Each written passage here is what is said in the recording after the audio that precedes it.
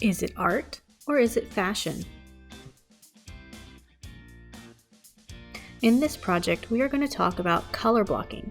We can see this in the fashion world and in the art world. Color blocking is the use of contrasting blocks or panels of solid, typically bright colors.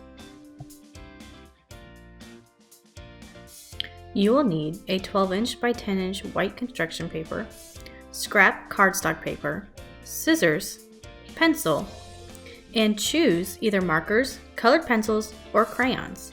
If you have a crayon, you're going to need a toothpick for the texture or patterns. The first step in our project is to draw and cut out your stencil. The image you choose to draw for your stencil needs to be fairly simple. It does not need to be very detailed or complicated. You're going to be drawing just the outline of your image. On my butterfly, I did not draw the inside details, just the outside. Then you're going to take your scissors and you are going to carefully cut out your stencil.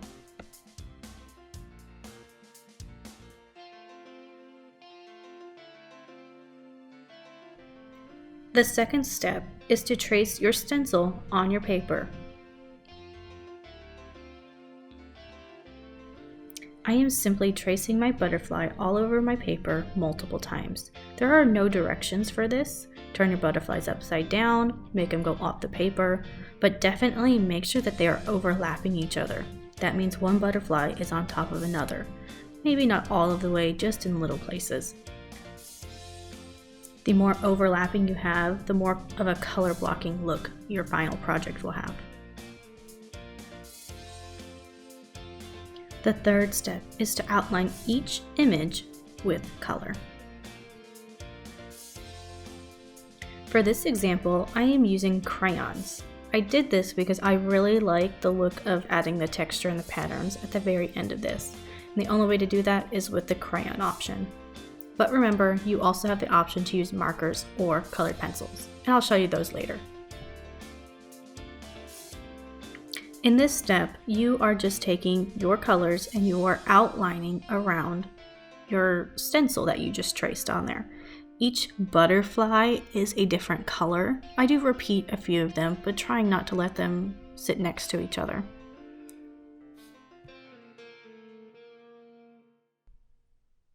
Notice that as I'm coloring with crayons, I'm going back and forth, making sure my line is nice and dark.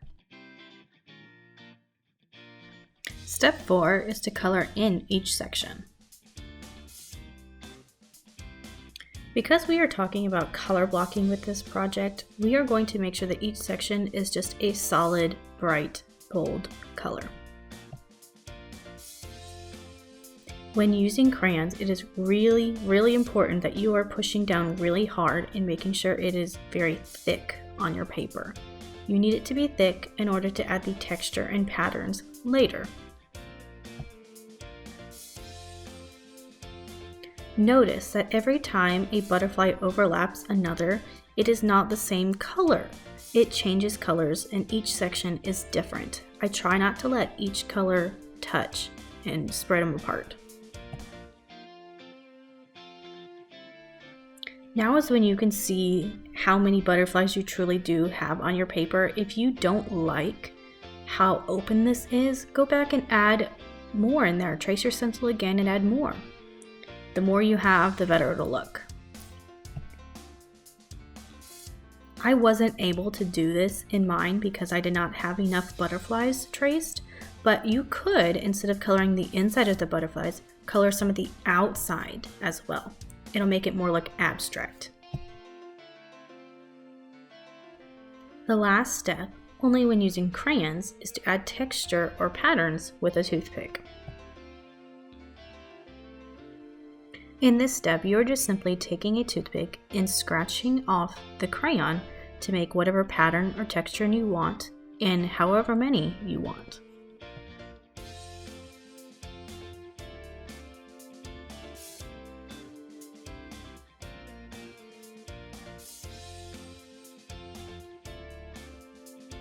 Here's what it might look like if you were to use crayons.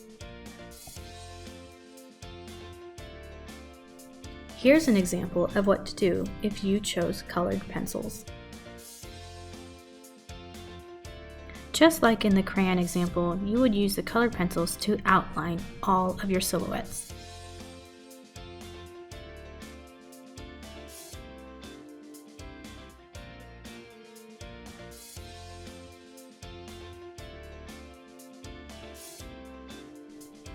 If you chose colored pencils, you need to show value, or the light to dark of the color. So inside of this cupcake, the inside's going to be light, but the edges are the dark purple. And then when I switch colors, it'll be the same thing, dark on the edges and lighter in the middle. Remember, each section is a different color. Here is an example using markers. Just like the last two examples, outline each of your silhouettes. Try not to put the same color next to itself too many times.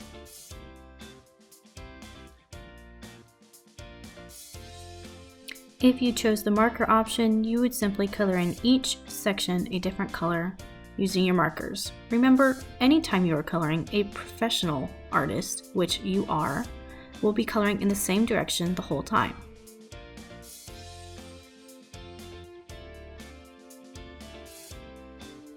Choose your materials and get started. Happy crafting!